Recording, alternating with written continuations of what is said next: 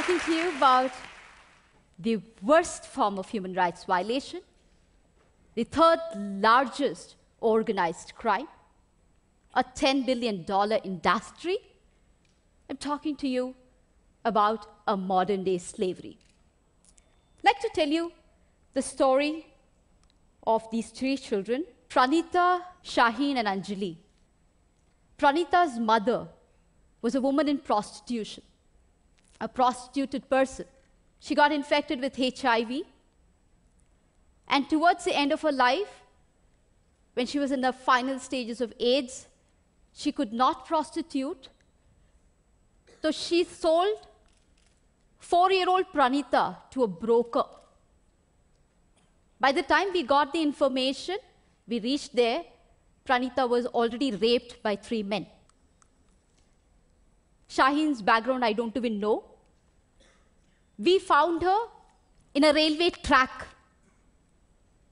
raped by many, many men, I don't know how many, but the indications of that on her body was that her intestine was outside her body.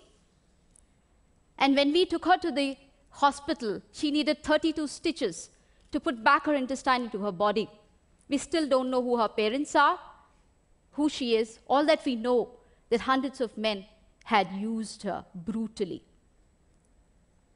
Anjali's father, a drunkard, sold his child for pornography.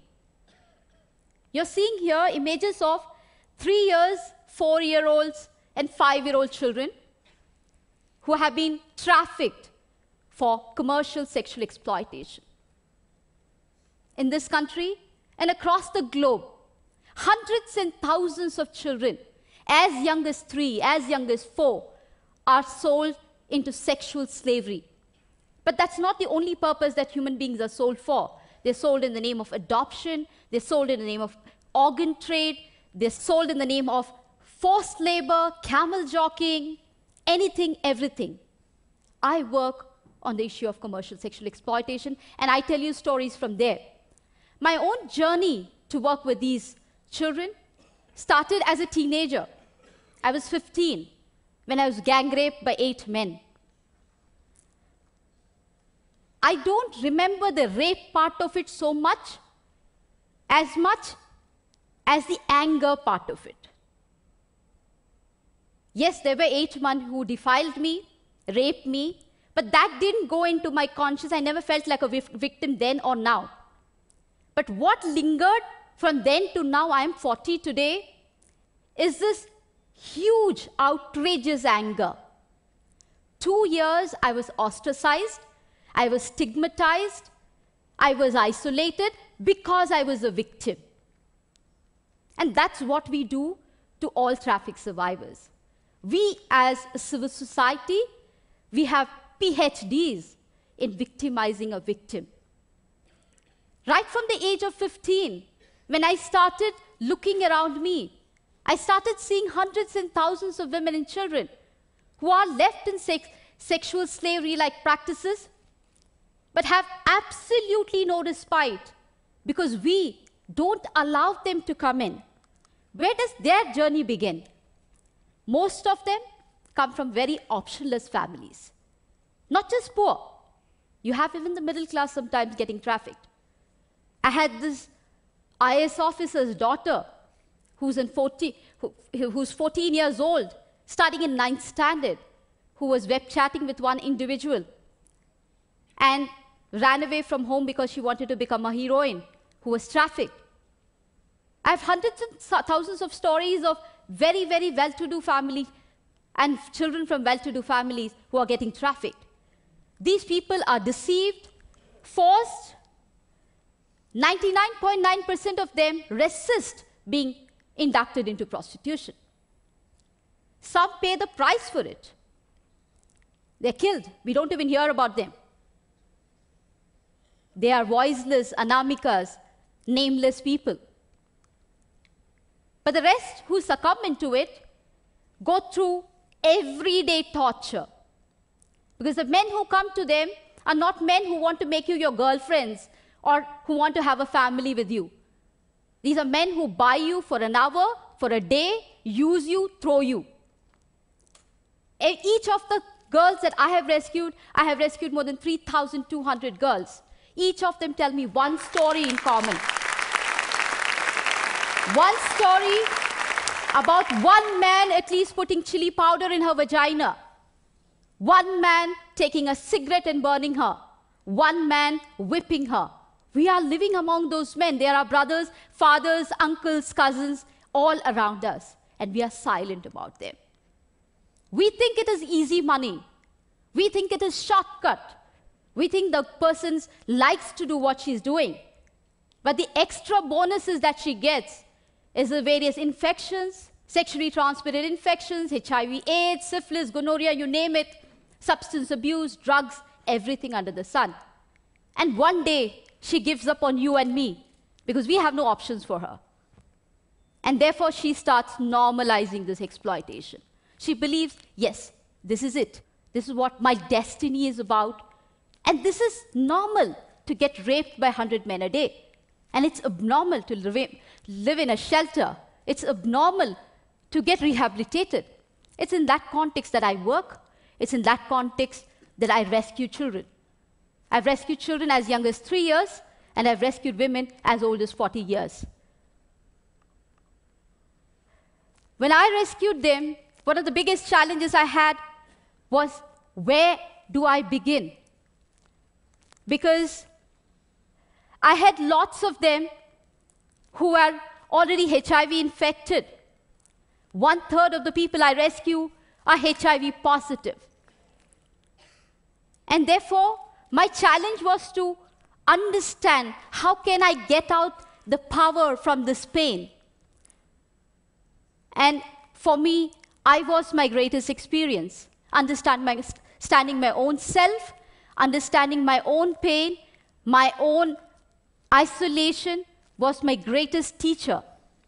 Because what we did with these girls is to understand their potential. You see a girl here who's trained as a welder. She works for a very big company, a workshop in Hyderabad, making furnitures.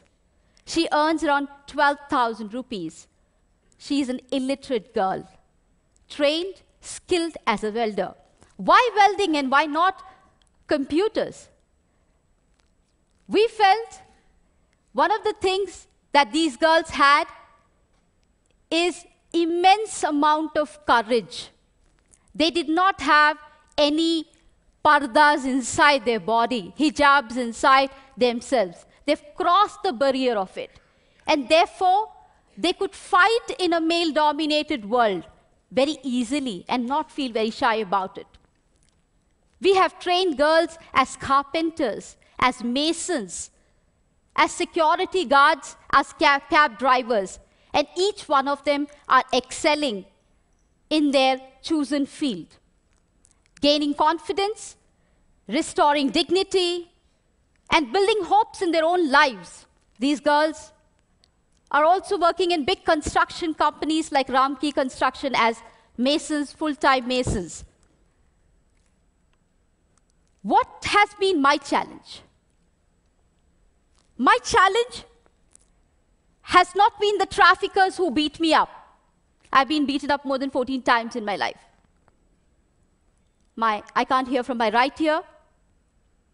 I've lost a staff of mine who was murdered while on a rescue. My biggest challenge is a civil society. It's you and me. My biggest challenge is your blocks to accept these victims as our own. A very supportive friend of mine, a well-wisher of mine, used to give me every month 2,000 rupees for vegetables. When her mother fell sick, she said, Sunitha, you have so much of contacts. Can you get somebody in my house to work so that she can look after my mother? And there's a long pause, and then she says, not one of our girls. It's very fashionable to talk about human trafficking in this fantastic AC hall. It's very nice for discussion, discourse, making films and everything. But it is not nice to bring them to our homes. It's not nice to give them employment in our factories, our companies. It's not nice for our children to study with their children. There it ends. That's my biggest challenge. If I'm here today, I'm here not only as Sunitha Krishnan, I'm here as a voice of the victims and survivors of human trafficking. They need your compassion. They need your empathy. They need much more than anything else, your acceptance. Many times when I talk to people, I keep telling them one thing. Don't tell me 100 ways how you cannot respond to this problem. Can you apply your mind for that one way that you can respond to that problem? And that's what I'm here for. Asking for your support, demanding for your support, requesting for your support. Can you break your culture of silence? Can you speak to at least 2 persons about this story? Tell them the story. Convince them to tell the story to another 2 persons. I'm not asking you all to become Mahatma Gandhis or Martin Luther Kings or Medha Patkars or something like that. I'm asking you, in your limited world, can you open your minds? Can you open your hearts? Can you just encompass these people too? Because they also are part of us. They're also part of this world. I'm asking you for these children whose faces you see, they're no more. They died of AIDS last year. I'm asking you to help them accept as human beings, not as philanthropy, not as charity, but as human beings who deserve all our support. I'm asking you this because no child, no human being deserves what these children have gone through. Thank you.